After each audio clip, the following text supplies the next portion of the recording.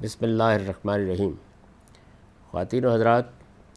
یہ امام مسلم کی الجامع الصحیح ہے جس میں ہم کتاب الایمان کا مطالعہ کر رہے ہیں۔ سیدنا ابو ہریرہ کی ایک روایت زیر بحث ہے۔ وہ یہ کہتے ہیں کہ ان رسول اللہ صلی اللہ علیہ وسلم قال لا یزنی الزانی حین یزنی وہو مومن ولا یسرق السارق حین یسرق وہو مومن ولا یشرب الخمر حین یشربها وہو مومن۔ اور اسی روایت میں ایک اور اضافہ یہ ہے کہ ولا ینتہب نہبۃ ذات شرف یرفع الناس الیہا فیہا ابصارہم حین ینتہب وہو مومن۔ رسالت باب صلی اللہ علیہ وسلم نے فرمایا کہ جب کوئی بدکاری کرنے والا بدکاری کرتا ہے تو وہ اس وقت مومن نہیں ہوتا، جب کوئی چوری کرنے والا چوری کرتا ہے تو اس وقت مومن نہیں ہوتا، جب کوئی شراب پینے والا شراب پیتا ہے تو وہ اس وقت مومن نہیں ہوتا، اور جب وہ لوٹ مار میں کسی ایسی چیز کو لوٹ رہا ہوتا ہے جو بڑی قدر و قیمت کی حامل ہو، لوگوں کی نگاہیں اس کی طرف اٹھتی ہوں، تو اس وقت وہ مومن نہیں ہوتا۔ اس میں در حقیقت جو بات واضح کی گئی ہے وہ یہ ہے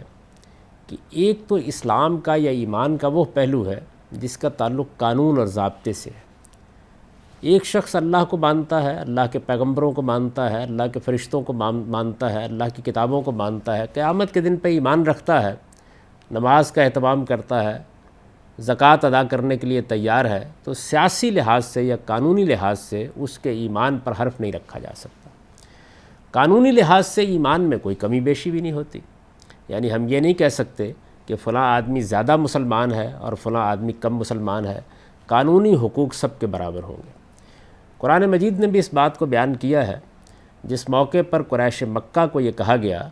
کہ وہ ایمان قبول کریں، اگر وہ ایسا نہیں کرتے تو اللہ کے عذاب کی زد میں آ جائیں گے، تو اس موقع پر ان کے سامنے وہ شرائط بھی رکھی گئیں جن کی بنیاد پر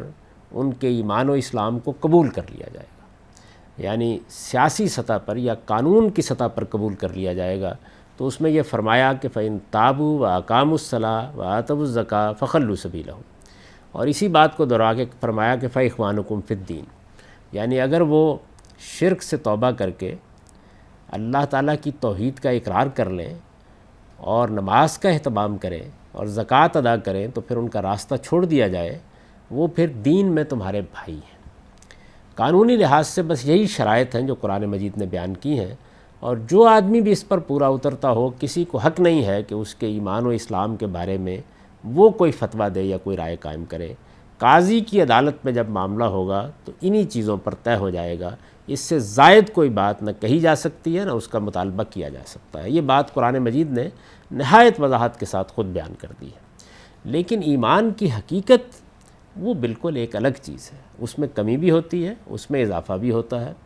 اور ایمان اپنی حقیقت کے لحاظ سے ایک سیدنا ابوبکر صدیق کا ایمان ہے، ایک عمر بن الخطاب کا ایمان ہے، ایک عثمان غنی کا ایمان ہے، ایک علی ابن ابی طالب کا ایمان ہے، دوسرے جلیل القدر صحابہ کا ایمان ہے، صالحین کا ایمان ہے، اور ایک ہمہ شمہ کا ایمان ہے۔ تو حقیقت کے لحاظ سے یہ کم بھی ہوتا ہے، زیادہ بھی ہوتا ہے، اس کے درجات میں غیر معمولی ترقی بھی ہوتی ہے، اور بعض اوقات بڑی پستی بھی آ جاتی ہے۔ یہاں یہی بات بیان کی گئی ہے کہ ایک آدمی جب ایمان قبول کر لیتا ہے، جب وہ اسلام کے دائرے میں داخل ہو جاتا ہے، تو جب تک وہ اسلام کو چھوڑ نہیں دیتا اس وقت تک ہم اس کو مسلمان ہی کہیں گے، اور مسلمانی کی حیثیت سے اس کی عزت کریں گے اور اس کا احترام کریں گے۔ لیکن اس پر یہ بات واضح ہونی چاہیے کہ اللہ کی بارگاہ میں جب وہ اس طرح کے جرائم کا ارتکاب کر کے جائے گا تو اس کا ایمان قابل قبول نہیں ہوگا۔ پھر دوسری بات بھی واضح کر دی، اور وہ یہ کہ آدمی جب اس طرح کے گناہوں کا ارتکاب کر رہا ہوتا ہے تو وہ خود اپنا جائزہ لے کے دیکھ لے، اس وقت ایمان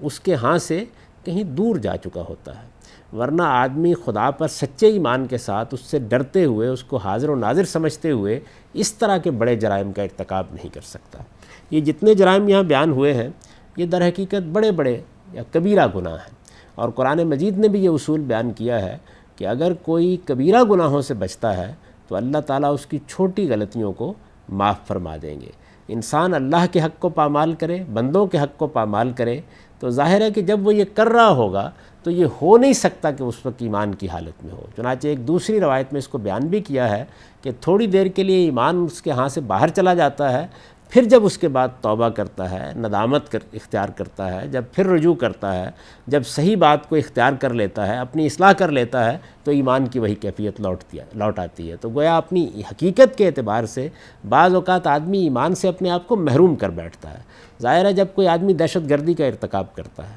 جب دوسرے انسانوں کی جان لے لیتا ہے، جب کسی کی عزت آبرو پر حملہ آور ہو جاتا ہے، جب کسی پر جھوٹی تہمت لگا دیتا ہے، جب غیبت کا ارتکاب کرتا ہے، تو اس وقت وہ خدا کے خوف سے خالی ہوتا ہے۔ اور حقیقی ایمان اصل میں خدا کے خوف کا نام ہے، خدا کو حاضر و ناظر سمجھ کر جینے کا نام ہے، ہر موقع کے اوپر اپنا احتساب کرتے رہنے کا نام ہے۔ حقیقی ایمان اس لحاظ سے کم و بیش ہوتا رہتا ہے، اور اس کی حفاظت اور نگرانی ہی در حقیقت اللہ تعالیٰ کے حضور میں بندے کو اس قابل بناتی ہے کہ اس کا ایمان قبول کر لیا جائے۔ دنیا کے قانون میں فیصلوں کی بنیاد اور ہے، اور اللہ کی بارگاہ میں فیصلوں کی بنیاد اور ہے۔ ہر انسان کو اس بات پر متوجہ رہنا چاہیے کہ وہ اپنے پروردگار کی بارگاہ میں صاحب ایمان قرار پا جائے، یعنی جب وہ اپنے اللہ کے حضور میں حاضر ہو، اس وقت اس کے ایمان کو قبول کر لیا جائے، اور اس وقت انہی لوگوں کا ایمان قبول ہوگا جو اپنے آپ کو گناہوں سے بچائیں گے، بندوں کے حقوق ادا کریں گے، اللہ کی نافرمانی سے گریز کریں گے، اور جب کبھی اس طرح کی کوئی غلطی ہو جائے گی جو ان کے ایمان تک کو منفک کر دیتی ہے،